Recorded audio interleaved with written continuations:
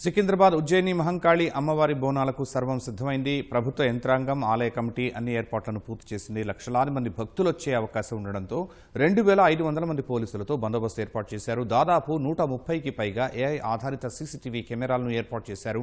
వీవీఐపీలు, బోనం తీసుకొచ్చే మహిళలు, సాధారణ భక్తుల కోసం 6 ప్రత్యేక క్యూ లైన్లను ఏర్పాటు చేశారు. ఆదివారం తెల్లవారుజామున ప్రారంభం కానున్న లష్కర్ బోనాల ఉత్సవాలపై మా ప్రతినిధి అనూష గ్రౌండ్ రిపోర్ట్.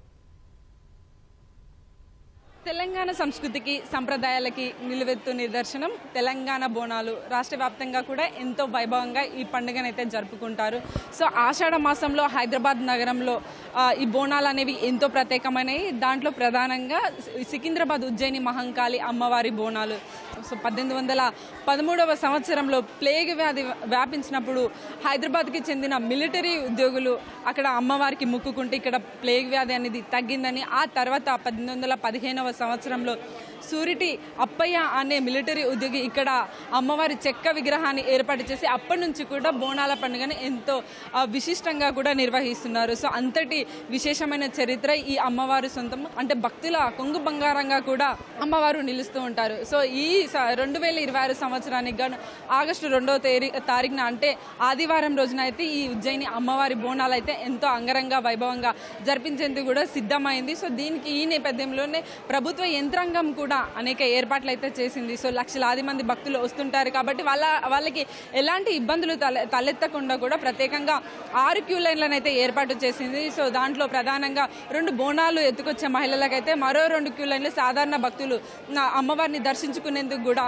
వీలుగా ఏర్పాటు చేశారు. దాంతో పాటుగా వీవీఐపీల తాకిడి కూడా అధికంగా ఉంటుంది కాబట్టి సో వారికి ప్రత్యేకంగా 2 క్యూ లైన్లను కూడా ఏర్పాటు చేశారు. సో ఇలా మొత్తంగా 6 క్యూ లైన్లను అయితే ఏర్పాటు చేశారు. దాంతో పాటుగా ఇక్కడ భద్రత అనేది ఎంతో ముఖ్యం కాబట్టి మొత్తం 2500 పోలీస్ సిబ్బంది అయితే డ్యూటీలో ఉండనున్నారు. సో మొత్తం 2 రోజుల పాటు కూడా 3 షిఫ్ట్లలో 48 గంటల పాటు ఈ పోలీసులు అయితే ఆన్ డ్యూటీలో ఉండనున్నారు. అలాగే ప్యారడైజ్, ప్యాట్ని, అలాగే రాణిగంజ్ ప్రాంతాల్లో అయితే ట్రాఫిక్ ఆంక్షలు అయితే ఉండనున్నాయి. సో వీవీఐపీలకు మాత్రమే ఆ ప్రాంతాల నుంచి ఆలోచిస్తామని అయితే ఇప్పటికే పోలీసు అధికారులు అయితే చెప్పారు. సో మొత్తంగా ప్రతి కదలిక కూడా అంటే లక్షలాది మంది భక్తులు వస్తుంటారు కాబట్టి ప్రతి కదలిక కూడా ఎంతో ముఖ్యమైనది. అందుకోసమని ఆల్రెడీ ఇక్కడ 36 సీసీ కెమెరాలు ఉండగా మరో 100 సీసీ కెమెరాలను కూడా అడిషనల్గా ఏర్పాటు చేశారు. ఇవి కూడా ఫేస్ రికగ్నిషన్ కెమెరాలను అంటే ఏఐ ఆధారితంగా ఇవైతే పనిచేస్తాయి. అంటే ఎంత క్రౌడ్లో ఉన్నా కూడా అఫెండర్ వస్తే గుర్తించేలాగా, అలాగే ఆ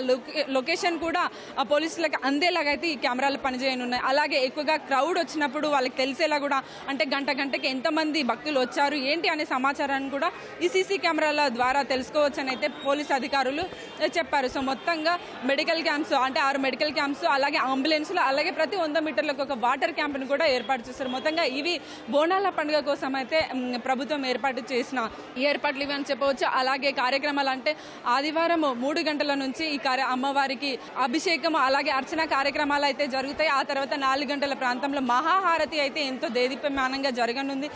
మంత్రులు పొన్నం ప్రభాకర్ అలాగే కొండా సురేఖ కూడా అమ్మవారికి బోనము అలాగే పట్టు వస్త్రాలు సమర్పించనున్నారు. ఆ తర్వాత 4:30-5 గంటల నుంచి అయితే జనరల్ పబ్లిక్ అయితే అమ్మవారిని దర్శించుకునేందుకైతే అవకాశం కల్పించనున్నారు. సో ఇలా 2 రోజుల పాటు ఆదివారం సోమవారం 2 రోజుల పాటు కూడా నిర్విరామంగా అమ్మవారి అయితే భక్తులకి దర్శనం ఇవ్వనున్నారు. సో మరుసటి రోజు జరిగే రంగం ఏదైతే ఉందో దానికి సంబంధించి 12 గంటల ప్రాంతంలో కాసేపు ఆలయాన్ని మూసేస్తారు తప్పితే సోమవారం అర్ధరాత్రి 12 గంటల వరకు కూడా ఆలయం అనేది ఓపెన్గానే ఉంటుంది.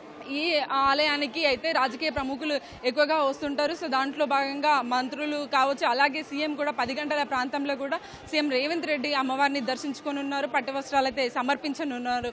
సో మొత్తంగా మొదటి రోజు అంటే ఆదివారం రోజు అయితే ఈ కార్యక్రమాలు అనేవి జరుగుతాయి. సో రాత్రి సమయంలో ఘటాల ఊరేగింపు కూడా ఎంతో వైభవంగా పోతురాజుల సమక్షంలో అయితే ఎంతో వైభవంగా జరుగుతుందని అయితే చెప్పవచ్చు. సో మరుసటి రోజు రంగం కార్యక్రమం ఏదైతే లక్షలాది మంది ఎదురు చూసే రంగం కార్యక్రమం ఉందో సో దానికోసం కూడా ప్రత్యేకంగా ఏర్పాట్లు చేశారు.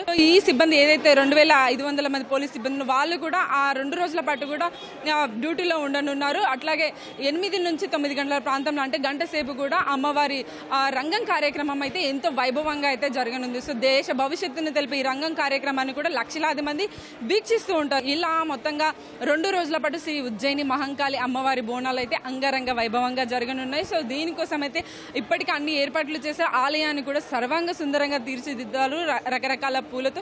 సో వచ్చే విఐపీల కోసం కావచ్చు, భక్తుల కోసం కావచ్చు, అట్లాగే బోనాలు అలాగే జోగినీల కోసం కూడా ప్రత్యేకంగా క్యూ లైన్ లేదు. కానీ వాళ్ళు డైరెక్ట్గా డప్పు చెప్పులతో పోతురాజులతో డైరెక్ట్గా వచ్చేందుకు అంటే టెంపుల్ ఆర్చ్ వరకు వచ్చి తర్వాత అమ్మవారికి బోనాలు సమర్పించేలా కూడా ఏర్పాట్లు చేస్తారు. ఇలా అందరికీ సరైన ఏర్పాట్లు, భద్రతా ఏర్పాట్లు కూడా ప్రభుత్వ యంత్రాంగం చేసింది.